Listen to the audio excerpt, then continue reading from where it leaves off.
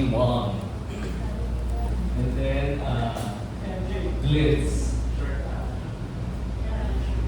Sure to sure! Hi, John Ray. Hello po. J-Ray na siya. Hello, J-Ray na ako. Oh, sorry. J-Ray. Hey, happy birthday and congratulations for the success of Umi Fashion. Yes, po. Tour and for your launching tonight. And my question is, when did you realize you want to be a music artist, solo music artist, and what was the initial reaction of your mentor that you said, yeah? Ulitin ko, yun po yung last year sa Music Fest. Doon ko na-realize na mag-capitalize sa music career ko. Na gising ako at sabi ko, alam, o nga may mga binabangko ako sa notes ko sa iPhone ng mga kanta, bakit hindi ko kaya gawin? Puro na lang OST, ginagamit lang sa OST yung mga kanta ko. So sabi ko, gawin ko maging solo artist ako, tapos push ko yung music. Doon ko po na-realize. And sabi ni Direk, dami mo namang gustong gawin. Sabi nung sabi ni attorney, may dami mong gustong gawin, dami mong gustong sa buhay, bahala ka. Sabi niya. Pero whatever it is, nandito lang, since I manage the whole company, may film outfit naman kami, may mga gamit kami, we have pool of actors, then naging easy na lang po sa akin ang journey ko papunta dito. Ang pinakamahirap lang is yung pagbuo ng music videos na ipapakita ko po sa inyo mamaya. So yun yung mga initial reaction. Pero Direk was there, ginawa niya po lahat, siya po unang nakakarinig ng lyrics. Tinulungan niya po ako sa the lyrics na nandito kasi nabablock ko din ako. So tinulungan niya po. Anong best advice niya sa iyo na your venture into music? The best advice na nakuha ko sa kanya, kanina tumawag siya sa akin, bumati siya ng happy birthday. Hindi daw kami makikita pa mamaya, so ngayon pa lang ko siya makikita. Sabi niya sa akin, sana saan kang dalihin daw ng mga musika ko, sana hindi daw ako makakalimot ko sa mga simula. Yun lang, be grateful and be thankful always. Yeah. Thank you. Yeah, we have questions from Mickey Wong. Manila Standard. Hi, over here. Yes, happy birthday. Thank you. Well, maraming natanong eh. Pero, I was listening to your answers earlier na as a creative, you're very involved sa mga ginagawa mo. Sa lyrics, sa music, sa pag-radio. So, gusto ko nyo kang tanongin about, AI right now. Kasi, one of the most popular songs right now on social media was AI generated. Ikaw ba, how do you feel about it? Do you consider AI as a threat sa creativity nyo, sa livelihood ng mga musicians like you? How do you see it? Of course, AI is there para tumulong sa atin, di ba? Para maging comfortable tayo lahat at para mas mapabilis yung process ng mga kailangan sa technology.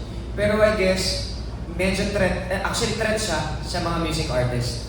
Paano na lang, wala kasi, pero ang masasabi ko lang po, ang panlaban natin sa AI is yung puso nung gumawa ng kanta.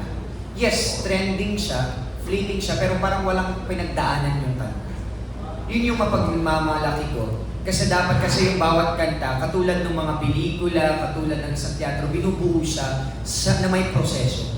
And kasi yung AI, and snap of a finger, lalabas na siya. Makakapag-create siya. Mabilis, yes. Kaso nga lang, again, walang puso. Trending nga ngayon, pero sa makalawa bukas, di mo naman na alam kung trending. Kasi nga wala siyang history.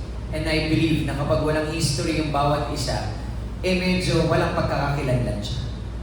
Kaya, hindi siya threat for me as an artist, pero threat siya sa mga music na gumagamit, yung mga ibang creative industry na gumagamit ng mga ganung hindi na makakapag-create o magbibigyan yung mga artist ng pagkakataon na marinig yung music ang ginawa kasi nga gusto nila mabilis na lang pala.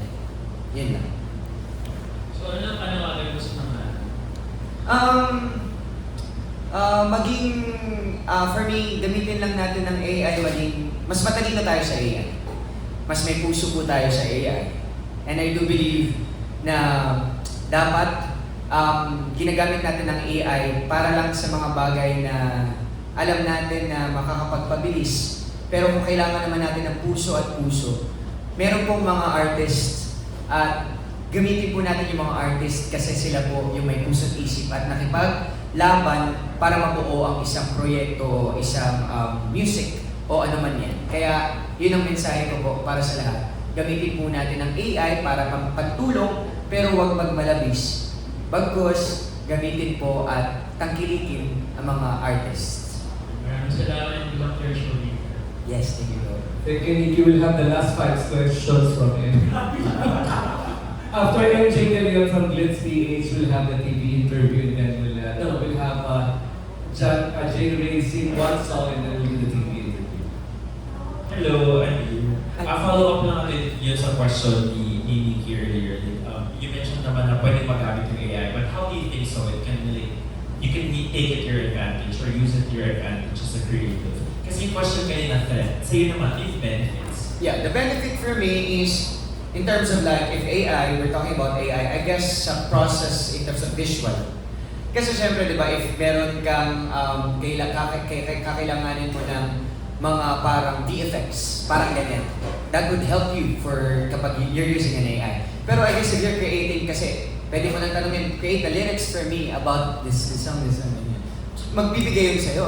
Kaso nga lang galing ba yun sa'yo? Di ba? So it benefit visually, and I guess ang inspiration. Pero I do believe kasi yung inspiration comes from the heart. From the heart. And galing sa artist, it shouldn't be galing sa AI. Di ba? So, kung benefits, yun po, visually lang siya.